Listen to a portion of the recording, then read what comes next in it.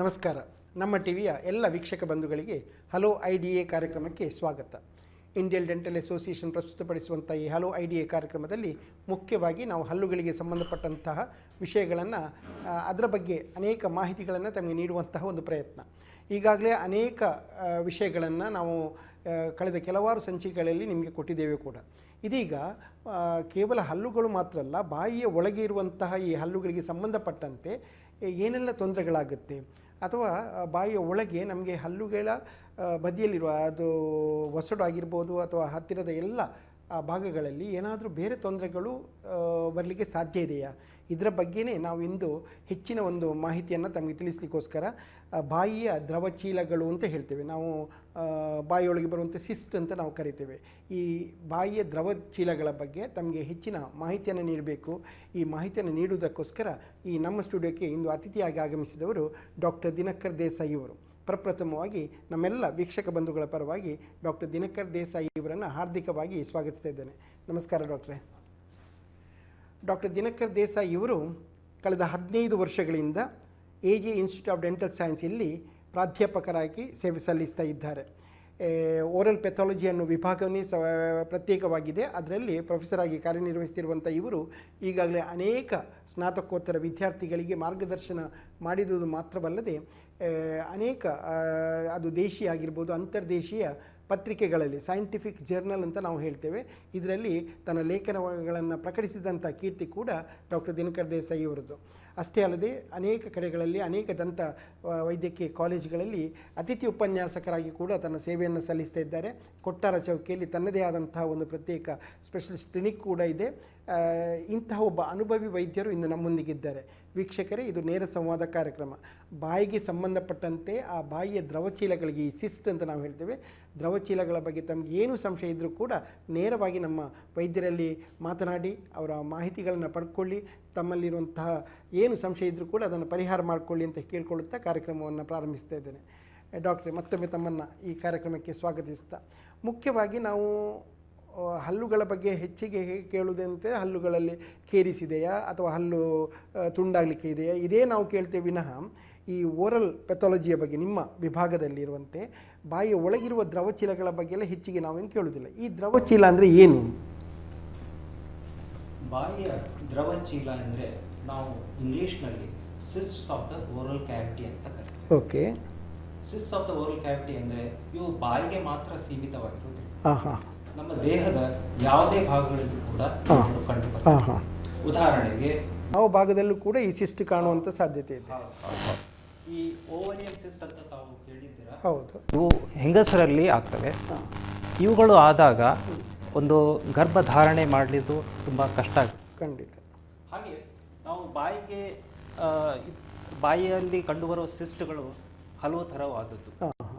ಈ ಬಾಯಿಯಲ್ಲಿ ಕಂಡುಬರುವ ಸಿಸ್ಟ್ಗಳು ಒಂದು ಸಾಫ್ಟ್ ಟಿಶ್ಯೂ ಅಂತ, ಅಂದ್ರೆ ಮೆದು ಅಂಗಾಂಶದಲ್ಲಿ ಕಂಡುಬರುವ ಸಿಸ್ಟ್ಗಳು ಅಂತ ಹೇಳ್ತಾರೆ, ಮತ್ತೆ ಗಟ್ಟಿ ಅಂಗಾಂಶಗಳಲ್ಲಿ ಕಂಡುಬರುವ ಸಿಸ್ಟ್ಗಳು ಅಂತ ಹೇಳ್ತಾರೆ. ಈ ಮೆದು ಅಂಗಾಂಶಗಳಲ್ಲಿ ಉದಾಹರಣೆಗೆ ತುಟಿಯಲ್ಲಿ ಕಂಡು ಬರಬಹುದು, ಬಕ್ಕಲ್ ಮ್ಯೂಕೋಸ್ ಅಂತಾರೆ, ಗಲ್ಲದ ಒಳ ಪದರಿನಲ್ಲಿ, ಮೇಲಂಗಳದಲ್ಲಿ, ಕೆಳಂಗಲದಲ್ಲಿ ಮತ್ತು ನಾಲಿಗೆಯಲ್ಲಿ, ಹೀಗೆ ವಿವಿಧ ಭಾಗಗಳಲ್ಲಿ ಇವುಗಳನ್ನು ನಾವು ಕಾಣಬಹುದು. ಇವು ಒಂದು ಮೆದು ಅಂಗಾಂಶಗಳಿಗೆ ಮಾತ್ರ ಸೀಮಿತವಾಗಿಲ್ಲ, ಇವು ಮೂಳೆಗಳಲ್ಲೂ ಸಹ ನಾವು ಕಾಣುವಂತ ಸಾಧ್ಯತೆ ಇದೆ. ಅಂದ್ರೆ ನಮ್ಮ ಬಾಯಿಯಲ್ಲಿ ಮೇಲ್ದವಡೆ ಇರ್ತದೆ ಹಾಗೂ ಕೆಳದವಡೆ. ಮೇಲ್ದವಡೆಗೆ ಮ್ಯಾಕ್ಸಿಲ್ಲಾ, ಕೆಳದವಡೆಗೆ ಮ್ಯಾಂಡಿಬಲ್ ಅಂತ ಹೇಳ್ತೇವೆ. ಮೂಳೆಗಳಲ್ಲೂ ಸಹ ಇವುಗಳು ಕಂಡು ಬರುವಂತ ಸಾಧ್ಯತೆ ಇದೆ. ಈಗ ಇದು ಮುಖ್ಯವಾಗಿ ಬರಲಿಕ್ಕೆ ಕಾರಣ ಏನು? ಮುಖ್ಯವಾಗಿ ಇದು ಬರಲಿಕ್ಕೆ ಕಾರಣವೇನಂತಂದ್ರೆ ಒಂದು ಬೆಳವಣಿಗೆಯಲ್ಲಿ ಕಂಡುಬರುವ ದೋಷಗಳು. ಅಂದ್ರೆ ದಂತ ಬೆಳವಣಿಗೆ ಅಷ್ಟೇ ಅಲ್ಲ, ನಮ್ಮ ದೇಹದಲ್ಲಿ ಹಲವಾರು ಅಂಗಾಂಗಗಳು ಇರ್ತವೆ.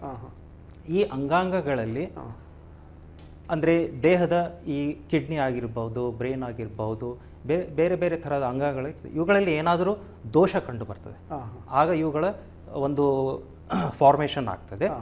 ಮತ್ತೆ ಇದು ಆನುವಂಶಿಕವಾಗಿಯೂ ಬರುವಂಥ ಸಾಧ್ಯತೆ ಇದೆ. ಆನುವಂಶಿಕವಾಗಿಯೂ ಬರುವಂತಹ ಸಾಧ್ಯತೆಗಳಿವೆ. ಏಕೆಂದರೆ ಕುಟುಂಬದಲ್ಲಿ ಯಾರಿಗೋ, ಅಜ್ಜನಿಗೋ ಅಥವಾ ಅವರ ಮಕ್ಕಳಿಗೋ ಮೊಮ್ಮಕ್ಕಳಿಗೋ ಇವುಗಳು ಬಂದಿರಬಹುದು. ಹಾಗೆ ಇವು ಆನುವಂಶಿಕವಾಗಿಯೂ ಸಹ ಬರಬಹುದು. ಮತ್ತೆ ಜೀವಕೋಶಗಳಂತ ಇರ್ತವೆ ನಮ್ಮ ದೇಹದಲ್ಲಿ. ಖಂಡಿತ. ಈ ಜೀವಕೋಶಗಳಲ್ಲಿ ಸಹ ಏನಾದರೂ ದೋಷ ಕಂಡು ಬಂದರೆ ಇವುಗಳು ಬರಬಹುದು. ಮತ್ತೆ ಬಾಯಿಗೆ ಪೆಟ್ಟು ಬಿದ್ದಾಗ ಬರಬಹುದು. ಇನ್ಫೆಕ್ಷನ್ಸ್ ಅಂತ ಹೇಳ್ತೇವೆ, ಬ್ಯಾಕ್ಟೀರಿಯಲ್ ಇನ್ಫೆಕ್ಷನ್ನು ಮತ್ತು ಪ್ಯಾರಾಸೈಟಿಕ್ ಇನ್ಫೆಕ್ಷನ್ ಅಂತ ಹೇಳ್ತೇವೆ. ಪ್ಯಾರಾಸೈಟಿಕ್ ಅಂದರೆ ಇವು ಪರಾವಲಂಬ ಜೀವಿಗಳು. ಈ ಪರಾವಲಂಬಿ ಜೀವಿಗಳು ಸಹ ಈ ಸಿಸ್ಟ್ಗಳನ್ನು ಸೃಷ್ಟಿ ಮಾಡುತ್ತೆ. ಮತ್ತು ಕೊನೆಗೆ ನಾವು ಬಾಯಿಗೆ ಬರಬೇಕಂದ್ರೆ ಬಾಯಿಯ ಈ ದಂತಗಳು ಇರ್ತವೆ, ದಂತ ಕುಳಿಯಾದಾಗ ಇವುಗಳು ಸಹ ಇವು ಕಾಣಿಸಿಕೊಳ್ಳುತ್ತೆ, ಕಾಣುವಂಥ ಸಾಧ್ಯತೆ ಇದೆ. ಅಂದರೆ ಮತ್ತೆ ಇನ್ನು ಹೇಳಬೇಕಂತಂದರೆ ಇವುಗಳ ಬೆಳವಣಿಗೆ ಸಹ ಹೇಗೆ ಆಗ್ತದೆ ಅಂತಂದರೆ, ಇವುಗಳ ಬೆಳವಣಿಗೆ ಅಂದರೆ ನಾನು ಹೇಳಿದ್ದೇನೆ ದಂತದ ಬೆಳವಣಿಗೆ ಆಗುವ ಸಮಯದಲ್ಲಿ, ಅಂದರೆ ದಂತ ಬೆಳವಣಿಗೆ ಆದ ಸಮಯದಿಂದ ಮತ್ತೆ ಇವು ಅಂತ್ಯಗೊಳ್ಳುವವರೆಗೂ ಆ ಒಂದು ದಂತದ ಮಾರ್ಪಾಡು ಆಗ್ತದೆ. ಹೀಗೆ ಆದಾಗ ಕೆಲವು ಜೀವಕೋಶಗಳು ಶೇಷವಾಗಿ ಉಳಿದು ಬಿಡ್ತವೆ. ಈ ಶೇಷವಾಗಿ ಉಳಿದಂಥ ಜೀವಕೋಶಗಳು ತುಂಬ ಸೂಕ್ಷ್ಮವಾಗಿರ್ತವೆ. ಇವಕ್ಕೆ ಏನಾದರೂ ಒಂದು ಪ್ರಚೋದನೆ ಆದಾಗ ಅವುಗಳು ವಿಭಜಿಸಲಿಕ್ಕೆ ಶುರುವಾಗ್ತವೆ. ಆ ಸ್ಲೈಡಲ್ಲಿ ತೋರಿಸಿದ ಹಾಗೆ ಜೀವಕೋಶಗಳು ಇರ್ತವೆ, ಇವುಗಳು ವಿಭಜನೆ ಆಗಲಿಕ್ಕೆ ಶುರುವಾಗ್ತವೆ. ಹೀಗೆ ವಿಭಜನೆ ಆಗಿ ಇವುಗಳೊಂದು ಗುಂಪು ಮಾಡಿಕೊಳ್ತವೆ, ಒಳಗುಂಪು ಮತ್ತು ಹೊರಗುಂಪು ಅಂತ. ಈ ಒಳಗುಂಪುಗಳು ರಕ್ತನಾಳಗಳಿಂದ ದೂರವಾದಾಗ ಅವುಗಳಿಗೆ ಒಂದು ಆಹಾರ ಪೂರೈಕೆ ಆಗುವುದಿಲ್ಲ. ಆಹಾರ ಪೂರೈಕೆ ಆಗದಿದ್ದಾಗ ಅವುಗಳು ನಾಶವಾಗ್ತವೆ. ನಾಶವಾಗಿ ಅಲ್ಲಿ ಒಂದು ಹೊಟ್ಟೆ ಆಕಾರದ ಒಂದು ಕ್ರಿಯೇಷನ್ ಆಗ್ತದೆ. ಈ ಥರ ಹೊಟ್ಟೆ ಆಕಾರ ಆದಾಗ ಈ ಪಕ್ಕದ ಅಂಗಾಂಶಗಳಲ್ಲಿ ಏನು ದ್ರವ ಇರ್ತದೆ ಅದನ್ನು ಹೀರಿಕೊಳ್ತದೆ, ಆಕರ್ಷಿಸಲ್ಪಡುತ್ತದೆ. ಹೀಗೆ ಆಕರ್ಷಿಸೋದ್ರಿಂದ ಆ ಒಂದು ಸಿಸ್ಟ್ ಅಂತ ಹೇಳ್ತೇವೆ ಅದು ಅಗಲ ಆಗ್ತವೆ. ಮತ್ತೆ ಮೂಳೆಗಳಲ್ಲೂ ಇವುಗಳು ಕಂಡು ಬಂದಾಗ ಕೆಲವು ಎನ್ಸೈಮ್ಸ್ ಉತ್ಪತ್ತಿ ಆಗ್ತವೆ, ಅವು ಮೂಳೆಗಳನ್ನು ಕರಗಿಸ್ತವೆ. ಹೀಗಾಗಿ ಈ ಒಂದು ದ್ರವಚೀಲ ಅಂತ ಹೇಳ್ತೀವಲ್ಲ, ಇದು ಅಗಲ ಆಗಿ ದೊಡ್ಡದಾಗಿ ಸೃಷ್ಟಿ ಆಗ್ತದೆ. ಓಕೆ, ಒಟ್ಟಾರೆ ಹೇಳುವುದಾದರೆ ದೇಹದ ಯಾವುದೇ ಭಾಗದಲ್ಲಿ ನೀವು ಹೇಳಿದಾಗೆ ಏನಾದರೂ ದೋಷ ಇದ್ದರೆ ಹೇಗೆ ಸಿಸ್ಟ್ ಬರುತ್ತೆ, ಅದೇ ರೀತಿ ಬಾಯಿಯ ಒಳಗೆ ಕೂಡ ಇಂತಹ ತೊಂದರೆಗಳು, ಹಲ್ಲಿನ ಕುಳಿ ಆಗಿರ್ಬೋದು, ಬೇರೆ ಯಾವುದೇ ಆಗಿರ್ಬೋದು, ಈ ಸಿಸ್ಟ್ ಈ ದ್ರವಚೀಲ ಬರುವಂಥ ಸಾಧ್ಯತೆ ಇದೆ. ಈಗ ಮುಖ್ಯವಾಗಿ ನಮಗೆ ಈಗ ದ್ರವಚೀಲ ಬಂದಿದೆ ಅನ್ನೋದನ್ನು ಯಾವ ಲಕ್ಷಣಗಳಿಂದ ಅದನ್ನು ಗುರುತಿಸ್ಬೋದು? ಈಗ ನಾನು ಹೇಳಿದ ಹಾಗೆ ಬಾಯಿಯಲ್ಲಿ ಮೆದು ಅಂಗಾಂಶ ಮತ್ತೆ ಗಟ್ಟಿ ಅಂಗಾಂಶಗಳಂತ ಇರ್ತವೆ. ಈ ಮೆದು ಅಂಗಾಂಶ ಅಂದರೆ ತೊಟ್ಟಿಯಲ್ಲಿ ಆಗ ತೋರಿಸಿದೆ ನಾನು. ಇವುಗಳು ಕಂಡು ಬಂದಾಗ ವಿಪರೀತ ನೋವು ಇರ್ತದೆ. ಮತ್ತೆ ಇವುಗಳು ಈ ಹತ್ತಿರ ಈ ನಾವು ನರಗಳ ಒಂದು ಟಿಶ್ಯೂ ಇದ್ದಾಗ, ನರಗಳ ಅಂಗಾಂಶ ಇದ್ದಾಗ ಇನ್ನೂ ನೋವು ಜಾಸ್ತಿ ಇರ್ತದೆ. ಕೆಲವೊಮ್ಮೆ ಇವುಗಳಿಗೆ ಇನ್ಫೆಕ್ಷನ್ ಆಗ್ತದೆ. ಇನ್ಫೆಕ್ಷನ್ ಆದಾಗ ಕೂಡ ಇವು ತುಂಬ ನೋವನ್ನು ಮಾಡುತ್ತವೆ. ಇದೀಗ ನೀವು ತೋರಿಸಿದ ಹಾಗೆ ಅದೊಂದು ಬೊಕ್ಕೆಯ ಹಾಗೆ ಕಾಣುತ್ತದೆ. ಅದಕ್ಕೆ ನಾವು ಮ್ಯೂಕೋಸೀಲ್ ಅಂತ ಹೇಳ್ತೇವೆ.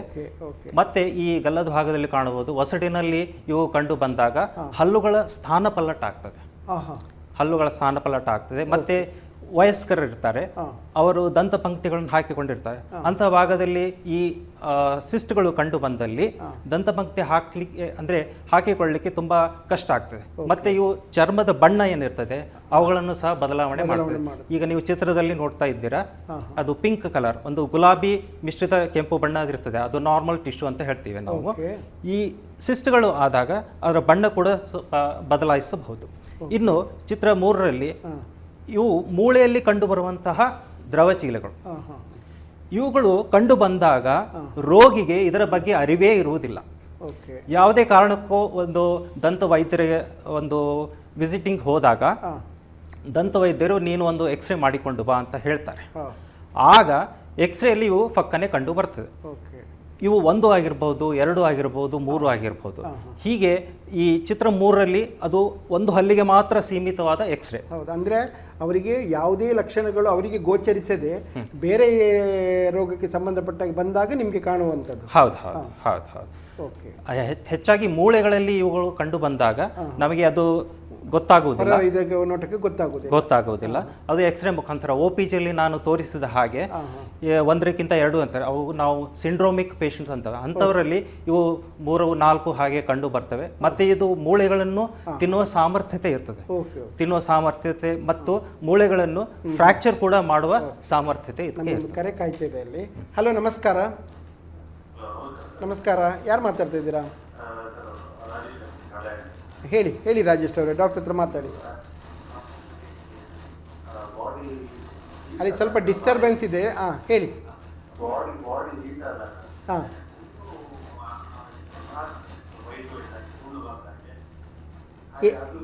ಎಲ್ಲಿ ನಾಲಿಗೆಯಲ್ಲಿ ಹೇಳೋದಾ ನೀವು? ನಾಲಿಗೆ ಹಾಂ, ಓಕೆ. ಹಾಗೆ ಅದೇನೋ ಜಾಸ್ತಿ ಅಂದ್ರೆ ಈ ರೀತಿ ಏನಾದ್ರು ಗಡ್ಡೆಗಳ ಟೈಪ್ ಏನಾದ್ರು ಆಗ್ತದ ಅಂತ. Okay okay. ನಮಸ್ಕಾರ ರಾಜೇಶ್ ಅವರೇ.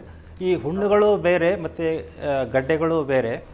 ಹಾಗೆ ಇವುಗಳನ್ನು ನಾವು ಸಿಸ್ಟ್ ಅಂತ ಕರೀಲಿಕ್ಕೆ ಸಾಧ್ಯವಿಲ್ಲ. ಅವು ಬೇರೆ ಯಾವುದೋ ಕಾರಣದಿಂದ ಆಗಿರಬಹುದು. ನಿಮಗೆ ಹೀಟ್ ಅಂತ ಹೇಳಿದರೆ ಅಥವಾ ನಮ್ಮ ಬಾಯಲ್ಲಿ ಏನಾದರೂ ಒಂದು ಶಾರ್ಪ್ ವಸ್ತುಗಳು ಇರ್ಬೋದು, ಅದರಿಂದ ನಿಮಗೆ ಯಾವುದೋ ಒಂಥರ ಹುಣ್ಣು ಆಗಿರಬಹುದು. ಇವುಗಳು ಸಿಸ್ಟ್ ಅಂತ ನಾವು ಕರೀಲಿಕ್ಕೆ ಸಾಧ್ಯ ಇಲ್ಲ. ಅವುಗಳನ್ನು ನಾವು ಪರೀಕ್ಷೆ ಮಾಡಿ ತಪಾಸಣೆ ಮಾಡಿ ಅವು ಏನಂತ ನಾವು ಹೇಳಬೇಕಾಗ್ತದೆ. ಓಕೆ ಡಾಕ್ಟರ್, ಇದೀಗ ರಾಜೇಶ್ ಅವರು ಹೇಳಿದ ಹಾಗೆ ಇಲ್ಲಿ ನಾವು ಮುಖ್ಯವಾಗಿ ಗಮನಿಸಬೇಕಂತ ಹೇಳಿದ್ರೆ, ಈಗ ಲೇ ಪರ್ಸನ್ ಅಂದರೆ ಸಾಮಾನ್ಯ ಅವರಿಗೆ ಅದು ಹುಣ್ಣ ಅಥವಾ ಸಿಸ್ಟ ಅನ್ನೋದು ಹೇಗೆ ಗೊತ್ತಾಗುತ್ತೆ? ಹುಣ್ಣು ಅಂತಂದರೆ ಈ ನಮ್ಮ ಬಾಯಿಯ ಒಳಪದರ ಬಕ್ಕಲ್ ಮ್ಯೂಕೋಸ್ ಅಂತ ಹೇಳಿದ್ದೀನಲ್ಲ, ಆ ಬಾಯಿಯ ಒಳಪದರಿನಲ್ಲಿ ಒಂದು ಡಿಸ್ಕಂಟಿನ್ಯೂಟಿ ಅಂತ ಹೇಳ್ತಾರೆ. ಅದು ಒಂದೇ ಲೇಯರಲ್ಲಿ ಇರುವುದಿಲ್ಲ. ಅಂಥವಕ್ಕೆ ನಾವು ಹುಣ್ಣುಗಳು ಅಂತ ಹೇಳ್ತೇವೆ. ಸಿಸ್ಟ್ ಅಂದರೆ ಒಂದು ಚೀಲದ ಆಕೃತಿಯಲ್ಲಿ ಇವು ಇರ್ತವೆ, ಒಂದು ಕಡೆಯಲ್ಲಿ ಮಾತ್ರ ಇರುತ್ತೆ, ಹೆಚ್ಚಾಗಿ ಇರ್ತವೆ. ಹೌದು, ಅಂದ್ರೆ ಬಾಯಿಯಲ್ಲಿ ಯಾವ ಭಾಗಗಳಲ್ಲಿ ಇವುಗಳು ನಾವು ಕಂಡು ಬರ್ತವೆ ಇದೆ. ಅದು ಕೂಡ ಹುಣ್ಣು ಅಂತ ಹೇಳಿದ್ರೆ ಅವರಿಗೆ ಕೆಲವು ಸಲ ಮಾತಾಡ್ಲಿಕ್ಕೆ ಎಲ್ಲ ಕಷ್ಟ ಆಗುತ್ತೆ ಅಂತ ಹೇಳ್ತಾರೆ, ಅದು ಹುಣ್ಣು. ಅದು ಹುಣ್ಣು. ಇದರಲ್ಲೂ ಕೂಡ ಅದೇ ತೊಂದರೆ ಬರೋ ಸಾಧ್ಯತೆ, ಇದರಲ್ಲೂ ಅದೇ ರೀತಿಯ ಬರುವ ತೊಂದರೆಗಳು ಸಾಧ್ಯತೆ. ಈಗ ಮುಖ್ಯವಾಗಿ ಈ ದ್ರವಚೀಲಗಳು ಇದ್ದದ್ರಿಂದ ಯಾವುದು ಹಾನಿ ಆಗ್ಲಿಕ್ಕೆ ಸಾಧ್ಯ ಉಂಟು, ಏನೆಲ್ಲ ತೊಂದರೆ ಆಗ್ಲಿಕ್ಕೆ ಸಾಧ್ಯತೆ?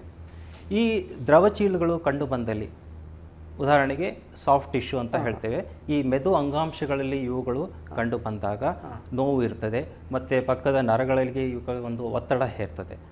ಹಾಗೆ ಸ್ಲೈಡಲ್ಲಿ ನಾವು ತೋರಿಸಿದ ಹಾಗೆ ತುಟಿಯಲ್ಲಿ ಈಗ ಒಂದು ಮ್ಯೂಕೋಸಿಲ್ ಅಂತ ಆಗಿದೆ, ಹಾಗೆ ರ್ಯಾನುಲಾ ಅಂತ ಆಗ್ತವೆ. ಹೀಗೆ ವಿಧ ವಿಧ ಥರವಾದ ಸಿಸ್ಟ್ಗಳು ಆಗ್ತವೆ.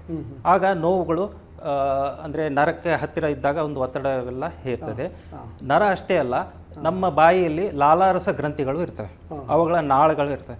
ಅಲ್ಲಿ ಏನಾದರೂ ಒತ್ತಡ ಹೀರಿದಾಗ ಅಲ್ಲಿ ನಮ್ಮ ಲಾಲಾರಸವು ಅಲ್ಲಿ ಕಲೆಕ್ಷನ್ ಆಗಿ ಸಂಗ್ರಹ ಆಗಿ ಅವು ಒಂದು ಸಿಸ್ಟ್ ಆಗಿ ಪರಿವರ್ತನೆಗೊಳ್ಳುವ ಸಾಧ್ಯತೆ ಇರ್ತದೆ. ಇನ್ನು ಚಿತ್ರ 2ರಲ್ಲಿ ಇವು ಮೂಳೆಯಲ್ಲಿ ಕಾಣಿಸಿಕೊಳ್ಳುವಂತಹ ಈ ಸಿಸ್ಟ್ಗಳು ಮೂಳೆಗಳಲ್ಲಿ ಇವು ಕಂಡು ಬಂದಾಗ ಈ ಮೂಳೆಯನ್ನೇ ಪೊಳ್ಳು ಮಾಡಿ ಬಿಡ್ತವೆ.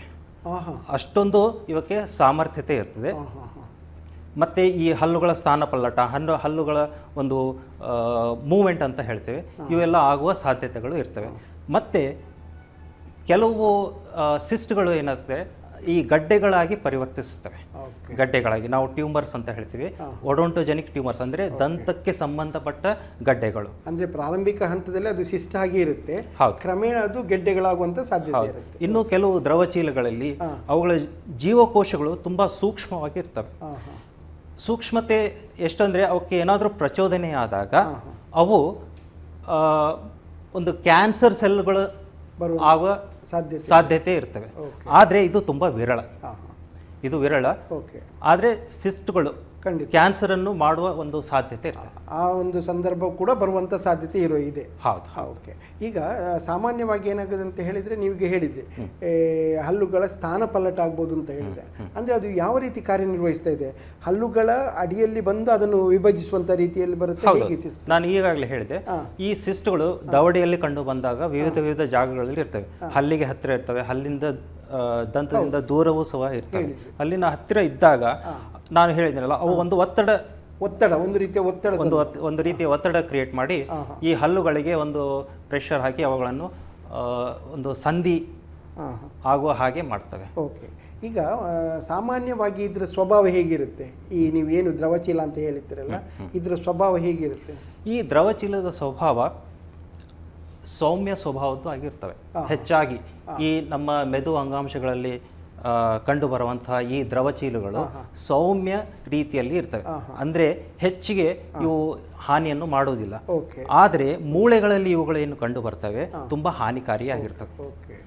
ಮೂಳೆಗಳಲ್ಲಿ ಕಂಡು ಬಂದಾಗ ಇವುಗಳು ಉದಾಹರಣೆಗೆ ನಾನು ಹೇಳೋದಂತಂದರೆ ಒಡೋಂಟೋಜೆನಿಕ್ ಕೆರಾಟೋಸಿಸ್ಟ್ ಅಂತ ನಾವು ಹೇಳ್ತೇವೆ. ಇದು ಮೂಳೆಗಳಲ್ಲಿ ಕಂಡು ಬಂದಾಗ ತುಂಬ ಆಕ್ರಮಣಕಾರಿಯಾಗಿರ್ತದೆ.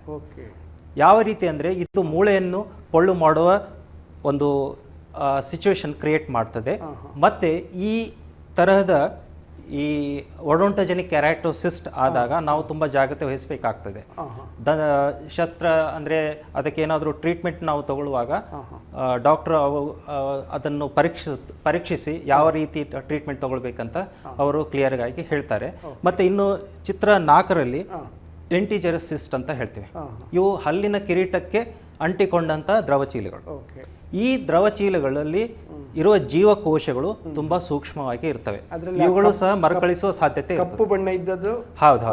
ಈಗ ಕೊನೆಯ ಹಲ್ಲು ಉಂಟು ನೋಡಿ, ಅದು ಕಿರೀಟಕ್ಕೆ ಸಂಬಂಧಪಟ್ಟಂಥ ದ್ರವಚೀಲ. ಇದರಲ್ಲಿನ ಜೀವಕೋಶಗಳು ತುಂಬಾ ಸೂಕ್ಷ್ಮವಾಗಿ ಇರ್ತವೆ. ಯಾವುದಾದ್ರೂ ಪ್ರಚೋದನೆಯಾದಾಗ ಇಂತಹ ಸಿಸ್ಟ್ಗಳು ಕ್ಯಾನ್ಸರ್ ಆಗಿ ಪರಿವರ್ತಿಸಿದೆ. ಉದಾಹರಣೆಗೆ ಮ್ಯೂಕೋಎಪಿಡರ್ಮಲ್ ಕಾರ್ಸಿನೋಮಾ ಅಂತ ಹೇಳ್ತೇವೆ, ಸ್ಕ್ವಾಮಸ್ ಸೆಲ್ ಕಾರ್ಸಿನೋಮಾ ಅಂತ, ಇವುಗಳ ಸಾಧ್ಯತೆ ಇರ್ತದೆ. ಹಾಗೆ ಒಡೊಂಟೋಜೆನಿಕ್ ಟ್ಯೂಮರ್ಸು ಆಗುತ್ತೆ, ಅಮಿಲೋಬ್ಲಾಸ್ಟೋಮಾ ಅಂತ ಹೇಳ್ತೇವೆ. ಹೀಗೆ ದಂತಕ್ಕೆ ಸಂಬಂಧಪಟ್ಟ ಗಡ್ಡೆಗಳು ಆಗ್ತವೆ. ಮತ್ತೆ ಇನ್ನೊಂದೇನೆಂದ್ರೆ, ಈ ದಂತಕುಳಿ ಆದಾಗ ಅದು ಇನ್ಫೆಕ್ಷನ್ ಸ್ಪ್ರೆಡ್ ಆಗಿ ಈ ಬೇರೆ ಬರ್ತದೆ. ಬೇರ್ ಹತ್ತಿರ ಬಂದು ಬೇರಿನ ಈ ಕೊನೆ ಭಾಗದಲ್ಲಿ ಇದು ದ್ರವಚೀಲ ಆಗಿ ಸೃಷ್ಟಿಗೊಳ್ಳುತ್ತದೆ. ನೀವು ಕೇಳಿದ್ದೀರಾ ರೂಟ್ ಕೆನಾಲ್ ಟ್ರೀಟ್ಮೆಂಟ್ ಅಂತ. ಎಷ್ಟೋ ಪೇಷಂಟ್ಸ್ಗಳು ರೂಟ್ ಕೆನಾಲ್ ಟ್ರೀಟ್ಮೆಂಟ್ ಮಾಡ್ತಾರೆ.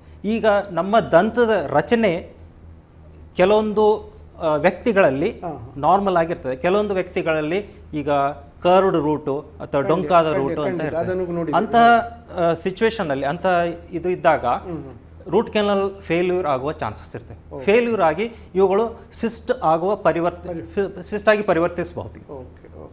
ವೀಕ್ಷಕರೇ, ಬಹಳ ಉತ್ತಮವಾದಂಥ ಮಾಹಿತಿಯನ್ನು ಡಾಕ್ಟರ್ ದಿನಕರ್ ದೇಸಾಯಿ ಅವರು ಈ ಬಾಯಿಯ ದ್ರವಚೀಲಗಳ ಬಗ್ಗೆ ನಮಗೆ ಕೊಡ್ತಾ ಇದ್ದಾರೆ. ಯಾಕಂತ ಹೇಳಿದರೆ ಇದನ್ನು ನಾವು ತಿಳ್ಕೊಂಡಷ್ಟು ಸುಲಭ ಇಲ್ಲ. ಪ್ರತಿಯೊಂದು ಹಂತದಲ್ಲಿ ಕೂಡ ಈ ಬಾಯಿಯ ದ್ರವಚೀಲ ಹೇಗೆ ಉತ್ಪತ್ತಿ ಆಗುತ್ತೆ ಅಥವಾ ಹೇಗೆ ತೊಂದರೆ ಕೊಡುತ್ತೆ, ಒಂದು ವೇಳೆ ಈ ಮೂಳೆಗಳಿಗೆ ಸಂಬಂಧಪಟ್ಟಂತೆ ಬಂದಂತಹ ಈ ದ್ರವಚೀಲಗಳು ಅದೆಷ್ಟು ಹಾನಿಕಾರಕ ಅನ್ನೋದನ್ನು ಕೂಡ ವಿವರಿಸಿದ್ದಾರೆ. ಹಾಗಾದರೆ ಇದಕ್ಕೆ ಒಂದು ಚಿಕಿತ್ಸೆ ಅನ್ನೋದು ಇಲ್ವಾ? ಚಿಕಿತ್ಸೆ ಇದ್ದರೆ ಯಾವ ರೀತಿ ಚಿಕಿತ್ಸೆ ಆಗ್ಬೋದು? ಅದನ್ನು ಸಿಸ್ಟ್ ಬಾರದ ಹಾಗೆ ಏನಾದರೂ ಮಾಡ್ಬೋದಾ? ಇದನ್ನೆಲ್ಲ ತಿಳ್ಕೊಳ್ಳೋಣ ಈ ಒಂದು ಪುಟ್ಟ ವಿರಾಮದ ನಂತರ.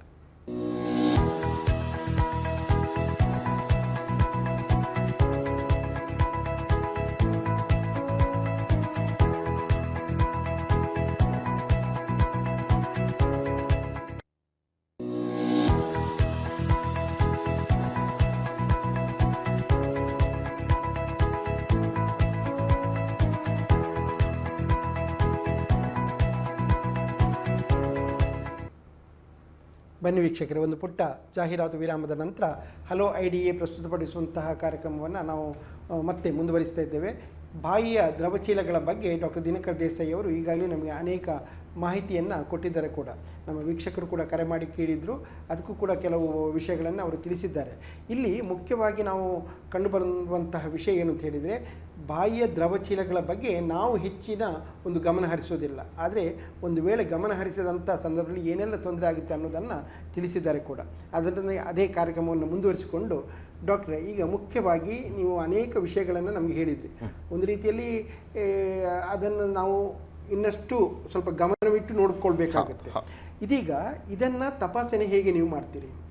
ಈಗ ಒಬ್ಬ ರೋಗಿ ಈ ಬಾಯಿಯ ದ್ರವಚೀಲ ಇದ್ದುಕೊಂಡು ನಿಮ್ಮಲ್ಲಿ ಬಂದಂಥ ಸಂದರ್ಭದಲ್ಲಿ ಹೇಗೆ ನೀವು ತಪಾಸಣೆ ಮಾಡ್ತೀರಿ?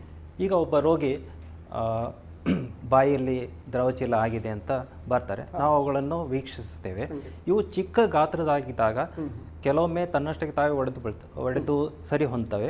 ಈ ಕೆಲವೊಂದು ದೊಡ್ಡ ಗಾತ್ರದಲ್ಲಿ ಇರ್ತವೆ. ಇವುಗಳನ್ನು ನಾವು ಶಸ್ತ್ರಚಿಕಿತ್ಸೆ ಮಾಡಿ ತೆಗಿಬೇಕಾಗ್ತದೆ.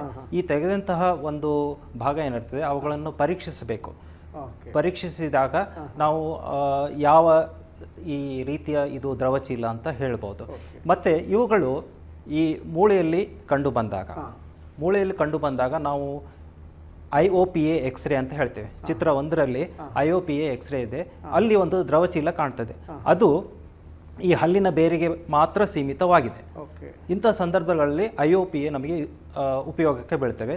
ಇನ್ನು ನಾನು ಹೇಳಿದ ಹಾಗೆ ಒಂದಕ್ಕಿಂತ 2, 3 ಜಾಸ್ತಿ ಈ ಥರ ದ್ರವಚೀಲಗಳು ಇದ್ದಾಗ OPG ಎಕ್ಸ್ರೇ ಅಂತ ಹೇಳ್ತೇವೆ, ಆರ್ಥೋಪೆಂಟೋಮೋಗ್ರಾಫ್ ಅಂತ. ಇದು ಈ ದ್ರವಚೀಲದ ಹೇಗಿದೆ, ಎಷ್ಟೊಂದು ದೊಡ್ಡದಾಗಿದೆ, ಅದರ ಸೈಜ್ ಏನು, ಅಳತೆ ಏನು, ಕೆಲವೊಂದು ಮಾಹಿತಿಗಳು ಇದರಲ್ಲಿ ನಿಖರವಾಗಿ ದೊರೆಯುತ್ತದೆ. ಏಕೆಂದರೆ ನಾವು ಇದರಲ್ಲಿ ದವಡೆಗಳಿರ್ತವೆ, ಮೇಲಿನ ದವಡೆ ಮತ್ತು ಕೆಳ ದವಡೆ, ಯಾವ್ಯಾವ ಭಾಗಗಳಲ್ಲಿ ಯಾವ ಯಾವ ಥರದ ಈ ದ್ರವಚೀಲ ಇದೆ ಅಂತ ಹೇಳ್ತೇವೆ. ಇತ್ತೀಚೆಗೆ ಆಧುನಿಕ ಉಪಕರಣಗಳು ಇದರಿಂದ ನಾವು ಮಾಹಿತಿಗಳನ್ನು ತಿಳ್ಕೊಳ್ಬೇಕು. ಉದಾಹರಣೆಗೆ MRI ಅಂತಂತೇಳಿ ಮ್ಯಾಗ್ನೆಟಿಕ್ ಇಮೇಜಿಂಗ್ ಅಂತ MRI ಅಂತ ಹೇಳ್ತಾರೆ, CT ಸ್ಕ್ಯಾನ್ ಅಂತ ಹೇಳ್ತಾರೆ, ಮತ್ತು ಅಲ್ಟ್ರಾಸೌಂಡಿಂಗ್ ಅಂತ ಹೇಳ್ತಾರೆ. ಆದರೆ ಚಿತ್ರ 3ರಲ್ಲಿ ನಾವು ತೋರಿಸಿರೋದು CBCT ಅಂತ. ಈ CBCT ಇತ್ತೀಚೆಗೆ ತುಂಬ ಪ್ರಚಲಿತವಾಗಿದೆ. ನಮ್ಮ ಭಾರತದ ಹೆಚ್ಚಿನ ಅಂಶ ಯಾವ ಯಾವ ಡೆಂಟಲ್ ಕಾಲೇಜಸ್ಗಳಿವೆ ಇವುಗಳನ್ನು ಅಳವಡಿಸಲಾಗಿದೆ. ಈ CBCT ನಮಗೆ ನಿಖರವಾದ ಮಾಹಿತಿ ಕೊಡ್ತದೆ. ಈ ದ್ರವಚೀಲಗಳು ಎಷ್ಟು ಗಾತ್ರದಿದೆ, ಅದರ ಸೈಜ್ ಎಷ್ಟು, ಅದು ಎಲ್ಲಿಯವರೆಗೆ ಇದು ಅಗಲವಾಗಿದೆ. ಏಕೆಂದರೆ ನಾನು ಹೇಳಿದ ಹಾಗೆ ಓಡೋಂಟೋಜೆನಿಕ್ ಕೆರಾಟೋಸಿಸ್ಟ್ ಅಂತ ಹೇಳ್ತಾರೆ, ಇದು ತುಂಬ ಘಾತಕಾರಿಯಾಗಿರ್ತದೆ. ಅದು ಇದರ ಒಂದು ಚಿಕಿತ್ಸೆ ಸರಿಯಾಗಿ ಆಗಬೇಕು. ಯಾವುದೇ ಭಾಗ ಉಳಿದಲ್ಲಿ ಇವು ಮತ್ತೆ ಮರುಕಳಿಸ್ತೇವೆ. ಇನ್ನು ಈ ತಪಾಸಣೆಯನ್ನು ಹೇಗೆ ದೃಢೀಕರಿಸುವುದು, ಖಂಡಿತ ಇದಕ್ಕೆ ಸಹ ಬೇರೆ ವಿಧಾನಗಳು ಉಂಟು. ಈಗ ನಮ್ಮ ಈ ಬಾಯಿ ರೋಗ ಶಾಸ್ತ್ರಗಳಲ್ಲಿ ಇದೇ ಥರದ ದ್ರವಚೀಲಗಳು ಬಂದಾಗ ನಾವು FNAC ಅಂತ ಮಾಡ್ತೇವೆ, ಫೈನ್ ನೀಡಲ್ ಆಸ್ಪಿರೇಷನ್ ಸೈಟಾಲಜಿ ಅಂತ. ಒಂದು ನೀಡಲಿಂದ ಒಳಗಿನ ದ್ರವವನ್ನು ಹೀರಿ ತೆಗೆದುಬಿಡ್ತೇವೆ. ಈ ದ್ರವವು ಬೇರೆ ಬೇರೆ ಬಣ್ಣದ್ದಾಗಿರ್ತದೆ. ಮಣ್ಣು ಮಿಶ್ರಿತ ಬಣ್ಣು, ರಕ್ತ ಮಿಶ್ರಿತ, ಹಳದಿ ಬಣ್ಣದ್ದು, ಮತ್ತು ನೀರಿನ ಹಾಗೆ ಟ್ರಾನ್ಸ್ಪರೆಂಟ್ ಬಣ್ಣದ್ದು. ಹೀಗೆ ನಾವು ಬಣ್ಣಗಳಿಂದ ಇದು ಇಂತಹ ಸಿಸ್ಟ್ ಅಂತ ಊಹಿಸಬಹುದು, ಆದರೆ ದೃಢೀಕರಿಸಲಿಕ್ಕೆ ಆಗೋದಿಲ್ಲ. ಅಂಥ ಸಮಯದಲ್ಲಿ ನಾವು ಮತ್ತೆ ಬಯಾಪ್ಸಿ ಅಂತ ತಗೊಳ್ತೀವಿ. ಈಗ ಚಿತ್ರ 5ರಲ್ಲಿ ಅದೊಂದು ಡೆಂಟಿಜರಸ್ ಸಿಸ್ಟ್ ಅಂತ ಹೇಳ್ತೀವಿ. ಆ ಭಾಗ ತಗೊಂಡು ಅದರದ್ದು ಒಂದು ಅಂಗಾಂಶ, ಚಿಕ್ಕ ಅಂಗಾಂಶವನ್ನು ನಾವು ತೆಗೆದುಕೊಂಡು ಪ್ರೊಸೆಸಿಂಗ್ ಮಾಡ್ತೇವೆ. ಮತ್ತು ಅದನ್ನು ನಾವು ಮೈಕ್ರೋಸ್ಕೋಪಲ್ಲಿ ವೀಕ್ಷಿಸ್ತೇವೆ. ಚಿತ್ರ 6ರಲ್ಲಿ ಅದು ಒಂದು ಮೈಕ್ರೋಸ್ಕೋಪಿಕ್ ವ್ಯೂ ಅಂತ ಹೇಳ್ತೀವಿ. ಇದರಲ್ಲಿ ನೀವು ಆ ಚೀಲದ ಆಕೃತಿಯನ್ನು ನೋಡಬಹುದು. ಆ ಚೀಲದ ಆಕೃತಿ ಒಂದೊಂದು ಈ ದ್ರವಚೀಲಗಳಲ್ಲಿ ಒಂದೊಂದು ರೀತಿ ಇರ್ತದೆ. ಈಗ ಓಡೋಂಟೋಜೆನಿಕ್ ಕೆರಾಟೋಸಿಸ್ಟಲ್ಲಿ ಬೇರೆ ಇರ್ತದೆ, ಡೆಂಟಿಜರಸ್ ಸಿಸ್ಟಲ್ಲಿ ಬೇರೆ ಇರ್ತದೆ, ರ್ಯಾಡಿಕ್ಯುಲರ್ ಸಿಸ್ಟಲ್ಲಿ ಬೇರೆ ಇರ್ತದೆ. ಹೀಗೆ ಅವುಗಳ ಒಂದು ಮೈಕ್ರೋಸ್ಕೋಪಿಕ್ ಲಕ್ಷಣಗಳ ಮೂಲಕ ಅವುಗಳಿಗೆ ನಾವು ದೃಢೀಕರಣಗೊಳಿಸಿ ಇದು ಇಂತಹದೇ ಸಿಸ್ಟು ಅಂತ ಹೇಳ್ತೇವೆ. ಖಂಡಿತ. ಅಂದರೆ ಈಗ ಇತ್ತೀಚೆಗೆ ಬಂದಂತಹ ಅನೇಕ ಉಪಕರಣಗಳು ಕೂಡ ನಿಮಗೆ ಸ್ವಲ್ಪ ಸಹಾಯ ಆಗುತ್ತೆ. ಅಂದರೆ ಸಾಮಾನ್ಯವಾದಂಥ ಎಕ್ಸ್ರೇ, ಅಂದರೆ ನೀವೀಗ ಒಂದು ಏನೋ ಇದ್ರೆ ಒಂದು ಎಕ್ಸ್ರೇ ಕಳಿಸ್ತೀರಿ, ಆ ಎಕ್ಸ್ರೇಯಲ್ಲಿ ಇದು ಕಾಣೋದಿಲ್ಲ. ಎಕ್ಸ್ರೇಯಲ್ಲಿ ಕಾಣಬಹುದು, ಕಾಣದೇ ಇರಬಹುದು. ಕಾಣದೇ ಇರುವಂಥ ಸಂದರ್ಭದಲ್ಲಿ ನೀವು ಈ ಹೊಸ ವಿಧಾನದಕ್ಕೆ ಹೋಗ್ತೀವಿ. ಇದೀಗ ನಿಮಗೆ ಅದೆಲ್ಲ ಗೊತ್ತಾಗಿ ತಪಾಸಣೆ ಮಾಡಿ ದೃಢೀಕರಿಸಿದಂತೆ ಇದಕ್ಕೆ ಏನು ಚಿಕಿತ್ಸೆಯನ್ನು ಕೊಡ್ತೀರಿ? ಈ ಒಂದು ತಪಾಸಣೆ ಆದ ನಂತರ ಅವುಗಳ ಗಾತ್ರ ನೋಡ್ತೇವೆ. ಚಿಕ್ಕದಿದ್ದರೆ ಅವುಗಳನ್ನು ಸರ್ಜರಿ ಮಾಡಿ ನಾವು ಇದು ಮಾಡ್ತೇವೆ. ಇನ್ನು ಇವುಗಳು ದೊಡ್ಡ ಗಾತ್ರದಿದ್ದಾಗ ನಾವು ಈ ನ್ಯೂಕ್ಲಿಯೇಷನ್ ಪ್ರೊಸೆಸ್ ಅಂತ ಮಾಡ್ತಾರೆ. ಅಂದರೆ ಶಸ್ತ್ರಚಿಕಿತ್ಸಕರು, ಸರ್ಜನ್ಗಳು ಇವುಗಳನ್ನು ಸ್ಲೈಡಲ್ಲಿ ತೋರಿಸಬಹುದು. ಈಗ ಆ ಸ್ಲೈಡಲ್ಲಿ ಒಂದು ರ್ಯಾಡಿಕ್ಯುಲರ್ ಸಿಸ್ಟ್ ಅಂತ ಕಾಣ್ತದೆ. ಇದರ ಚಿಕಿತ್ಸೆಯನ್ನು ನಾವು ಹಲ್ಲನ್ನು ತೆಗೆದು ಆಮೇಲೆ ಅದನ್ನು ಆ ಚೀಲವನ್ನು ನಂತರ ಕಂಪ್ಲೀಟ್ ಆಗಿ ತೆಗಿತೀವಿ. ಇದಕ್ಕೆ ಈ ನ್ಯೂಕ್ಲಿಯೇಷನ್ ಪ್ರೊಸೆಸ್ ಅಂತಾರೆ. ಇನ್ನೂ ಹಲವು ವಿಧಾನಗಳು ಉಂಟು.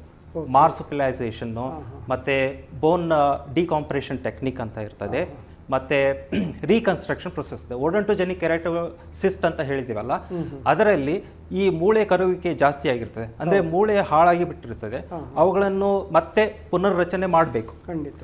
ಹಾಗೆ ಈ ಶಸ್ತ್ರಚಿಕಿತ್ಸೆ ಮಾಡೋದರ ಮೂಲಕ ಅವುಗಳ ಒಂದು ರೀಕನ್ಸ್ಟ್ರಕ್ಷನ್ ಮಾಡ್ತಾರೆ, ಮಾಡಿ ಅದಕ್ಕೆ ಗುಣಪಡಿಸಬಹುದು. ಇನ್ನು ಮುಖ್ಯವಾದ ವಿಷಯ ಅಂತಂದರೆ ಫಾಲೋ ಅಪ್, ಅಂದರೆ ಮರು ತಪಾಸಣೆ. ಇದು ಬಹಳ ಮುಖ್ಯ.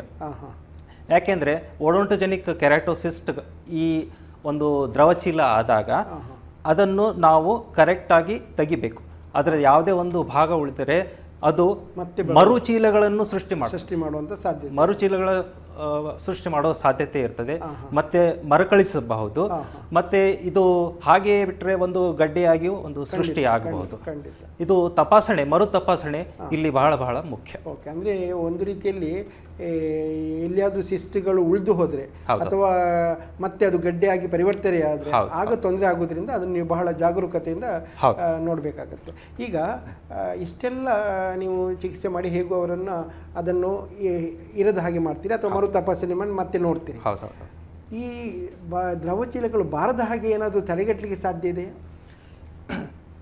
ನಾನು ಹೇಳಿದ ಹಾಗೆ ಇದರ ಕಾರಣಗಳನ್ನು ಹೇಳಿದೆ. ಹೌದು.